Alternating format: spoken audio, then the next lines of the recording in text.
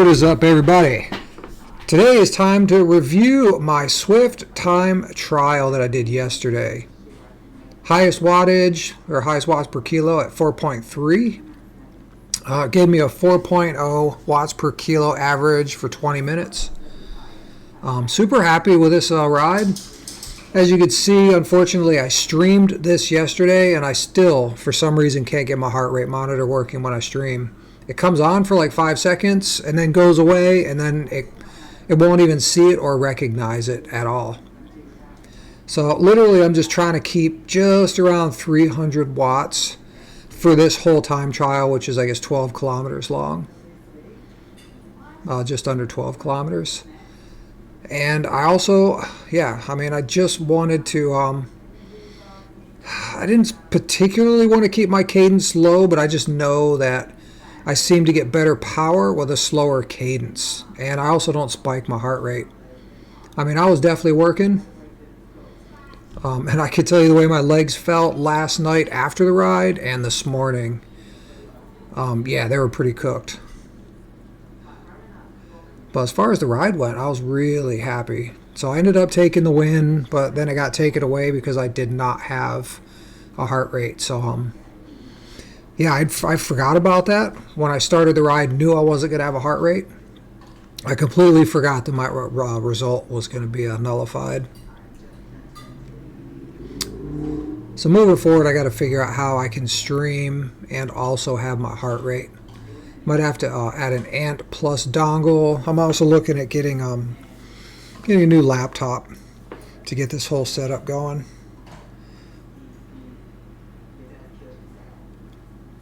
Yeah, this time trial, I mean, I knew I was going pretty hard. The downhills were probably where I had the least amount of power, because I know on the downhill in Zwift is the opposite of real life. So when you're going downhill on Zwift, for me is way harder than going uphill. So uphill, I was using my gears. I was really trying to just keep it even and steady and just having that constant pressure on my legs this whole time. Just really keep it constant, really keep it steady, and just concentrate to try not to go too hard and to just make sure that I was going hard enough. And it was fun. Like, I really enjoyed this ride. I really do always in my career, I've won more time trials than I have anything else. So time trials has always been my thing. I've always liked it because it's kind of an even playing field, although equipment can make a huge difference. My time trial bike, I never had the best time trial bike. I was always a few years behind in frame, technology, and wheels. I had to support a family, so and most of the pro teams I rode for, you'd get some money at the shop. Sometimes I would get a bike, sometimes I wouldn't, but usually it wasn't the top of the line bike, unless I wanted to actually purchase it at a discount myself, which I did the last couple of years. I got myself a BHG6, which I never really liked. It's just uncomfortable. I mean, it was fast, but it's very rigid, very stiff, had a seat mast on it. And I just always liked my Villiers way better. Always a nicer bike. And still riding it today. When I went to the States back in September, I brought the bike with me. And I rode it all over New England with my sister. And I love that bike more now than I ever have. So it's a Villiers Cento Uno, 2012, I believe. So it's 11 years old now. And I got it from my buddy who runs Nice Bike, David, in Denver, Colorado.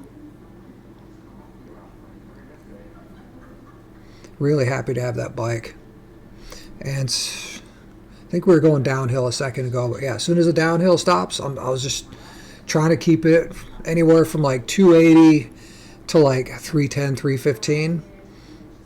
But the watts jump around a lot, so I guess the biggest takeaway from this ride, yeah, I was working. I mean, I was sweating on this one.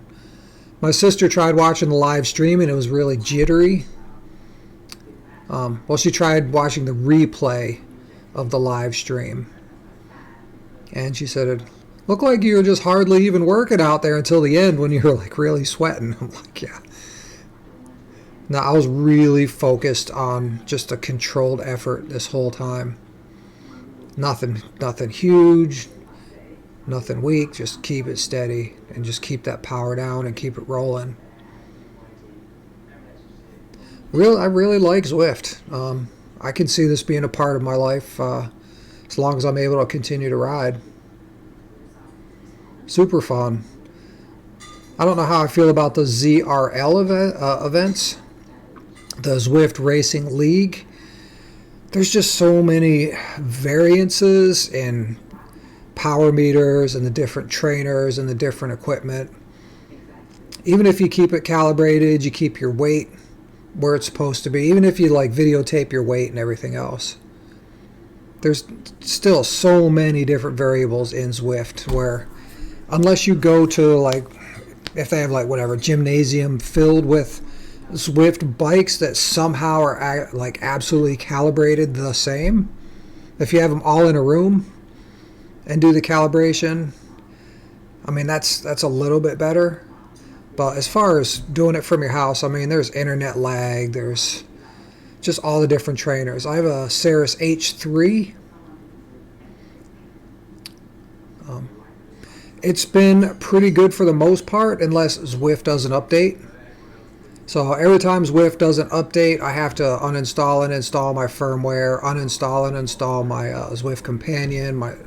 I'd literally have to uninstall everything and restart from scratch. So I'll start with my trainer, I'll turn my Ceres on, and then I will just update the firmware in it, whether it needs it or not. We'll give it a fresh reboot, and then I will calibrate it. Then I will reinstall the different Zwift apps, the Companion and the Zwift itself. So that seemed to work in the last two updates. But other than that, yeah, the trainer works fine. The bike I have on here, I picked it up for $750, 2014 Treccomande. It's actually a little bit too big for me. I kind of had to put a different seat on there, a lower seat. It's like 20 years old. I've had that thing forever. So I put the lowest saddle that I had on there because it's got this weird seat mast at 160 millimeters, and I'm not going to spend $400 on a 120 millimeter seat mast. It's more like a seat cap. Like I can't cut it down. There's nothing to cut down. There's no way to get the seat any lower than what it is. So it's absolutely maxed out. And I've actually scooted it forward and I tipped the nose down and I put a bigger block under my front tire to try and like kind of level things out. So a bunch of weird tricks just to get it to, it's actually pretty comfortable now. But yeah, definitely before I put the block in there and before I put the other seat on there and before I did all the other things, it was very uncomfortable. So right here we bumped up the watts a little bit towards the end. Nothing crazy. I think, yeah, I was right on 3K, 200. Yeah, as soon as I saw the numbers ticking down, we just gave it a little bit more kick here. Boom, finish. And right here we took the win. 4.3 watts a kilo. Super happy with that. Yeah, that's my best right there. 305 watts. So I don't think the time includes the lead-in. I don't believe. So at the end it gave me a 20-minute 4.0 watts per kilo average. So yeah, that was my Zwift race yesterday. Super happy with it. Really like Zwift. So I hope I had maybe a half funny story or something you guys liked. But yeah, thanks for watching, and we'll see you on the next one. Cheers, everybody.